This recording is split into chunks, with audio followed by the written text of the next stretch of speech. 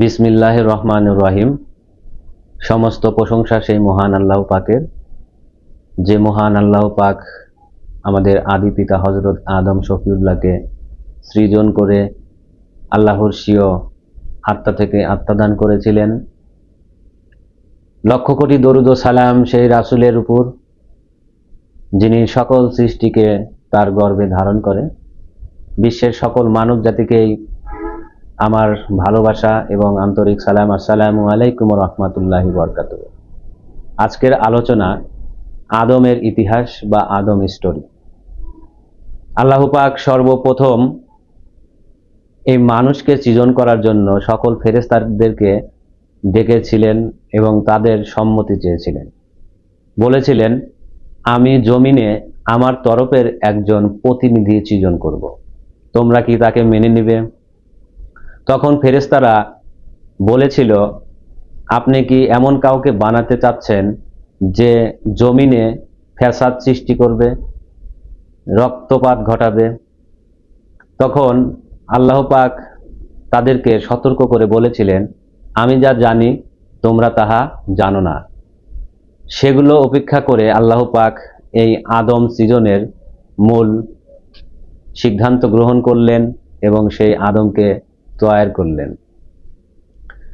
সেই আদম এই পৃথিবীতে সকল মানুষকে তার বীজের ভিতর দিয়ে এই জন্মে এনে দাঁড়া করালেন।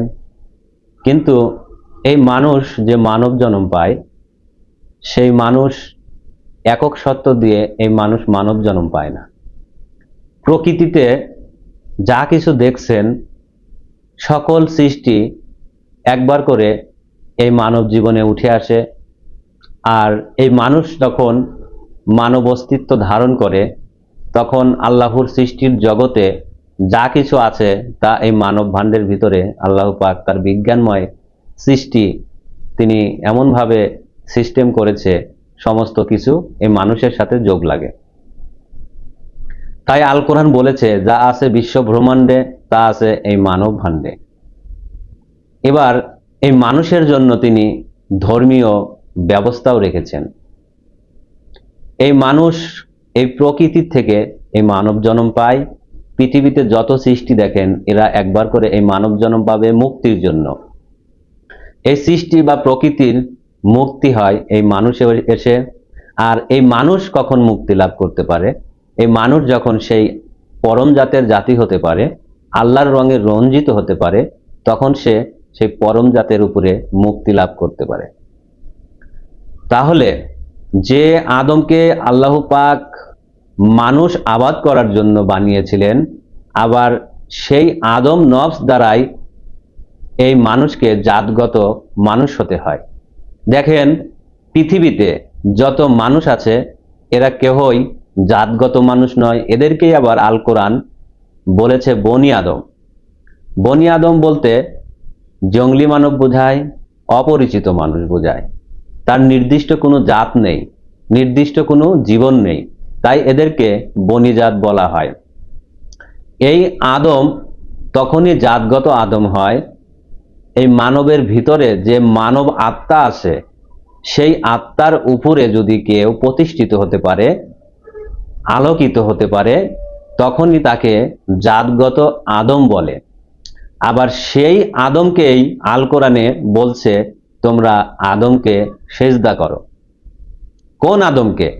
প্রশ্ন এখানে, কোন আদমকে?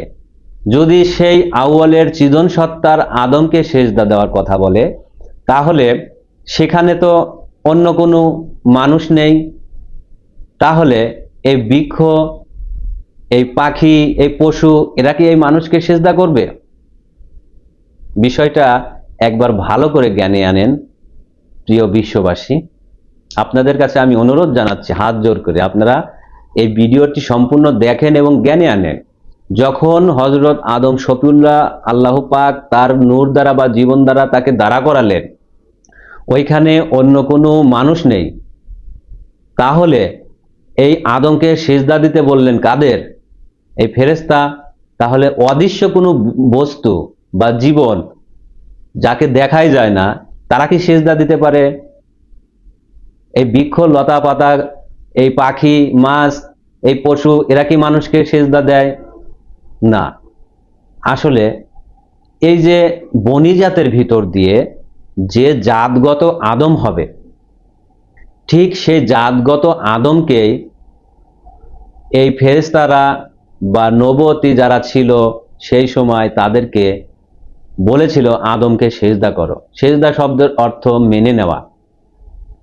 এখন পৃথিবীতে আপনারা যারা মানুষ আছেন, এরা কিন্তু দেখতে মানুষ, কিন্তু এরা জাতগত কেউ মানুষ নয়। এরা সকলেই সৃষ্টি, এক একটি সৃষ্টি এক একটি রূপ, মানুষের রূপ ধারণ করে আছে। তাই প্রত্যেকটা মানুষের রূপ বা চেহারা ভিন্ন, কারণ একটা করে সৃষ্টি একবার করে মানব জন্ম পাবে, আদম সুরতে আসবে মুক্তির জন্য। এখান থেকে যদি তারা মুক্তি নিতে পারে তাহলে অনন্তকালের জন্য তারা আদম হবে বা মানব হবে। তাই এই মানুষকে আল্লাহ পাক যে সেজদা দিতে বললেন, এই যে বনি মানুষ আছে যারা, এরা সেই সৃষ্টি, এরাই সেই জাতগত আদমকে সেজদা দিবে বা মেনে নিবে। কি জন্য মেনে নিবে? একজন ডাক্তারি পারে শিক্ষা দিয়ে, বিদ্যা দিয়ে আরেকটি ডাক্তার বানাতে, একজন মানব গুরুই পারে আরেকটি মানব তৈরি করতে। তার কাছে রয়েছে সেই তরিক বা পথ, সেই পারমিশন, এজাজত। সেই আদমকে যদি আপনারা মেনে নেন, এই আদম আপনাকে তার জাতের কালেমা দিবে, তার জাতের হেদায়েত দান করবে। যেমন আমার মুর্শিদ পাক, তিনি প্রথম পৃথিবীতে আদম নূর বলে আত্মপ্রকাশ করেন। আমার মুর্শিদ পাক যতগুলো হেদায়েত দিয়েছে, তার হেদায়েতি সন্তানদের ভিতরে যারা এই জাতগত আদম হবে, ঠিক তারাই আবার এই বনি মানুষকে এই জাতে নেওয়ার জন্য ধর্ম দিবে, জাতগত আদম হতে পারবে। আজ অনাদিকাল পরে আমরা সেই আদমের জাতি হতে পেরেছি, আমার মুর্শিদ পাকের জাতি হতে পেরেছি।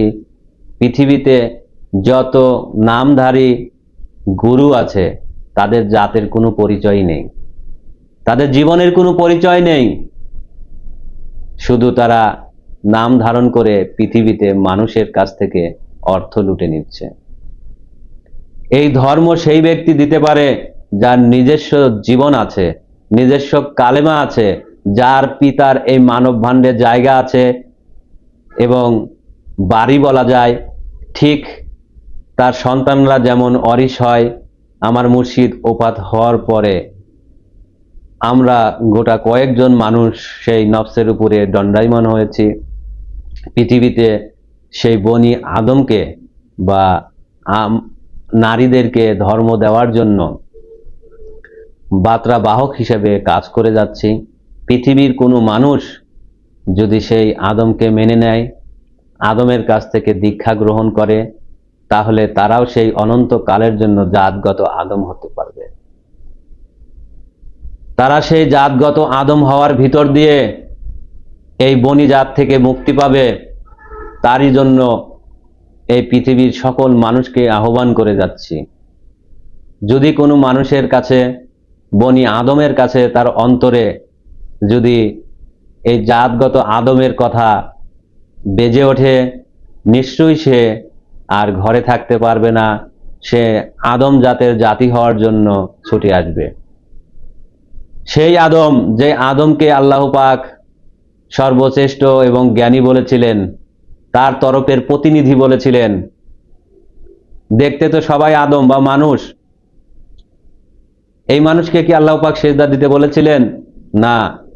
যে আল্লাহর রঙে রঞ্জিত হতে পারবে, যে প্রশান্ত আত্মাধারী হতে পারবে, যে মুসলমান হবে, যে মুমিন হবে, সেই আল্লাহর প্রতিনিধি, সেই আল্লাহর খলিফা, তাদেরকেই আল্লাহ পাক মেনে নিতে বলেছেন যে তোমরা আমার আদমকে মেনে নাও। মেনে নিলেই সকল বনিজাত বা সকল ফেরেশতাদের জাতি, সকল নুরিতনদের জাতি মুক্তি পাবে। আশা করি আপনারা বুঝতে পেরেছেন যে পৃথিবীতে যারা মানব রূপ ধারণ করে আছে, এরা কেহই জাতগত মানুষ নয়, এরা এক একটি নুরিতনদের জাতি, নুরিতনদের সেই চেলাপেলা, এরাই পৃথিবীতে মানুষ রূপ ধারণ করে আছে। আর এদেরকেই বলা হয়েছে বনি আদম। আর এই বনি আদম যদি জাতগত আদমে পরিণত হতে চায়, অবশ্যই জাতগত আদমের কাছে আত্মসমর্পণ করতে হবে। আশা করি বুঝতে পেরেছেন আদমের ইতিহাস, আদমের হিস্টোরি। এই বলে আমি আমার বক্তব্য এখানেই সমাপ্তি করছি। সুবহানাল্লাহি ওয়া বিহামদিহি সুবহানাল্লাহিল আযীম। আসসালামু আলাইকুম ওয়া রাহমাতুল্লাহি ওয়া বারাকাতুহু।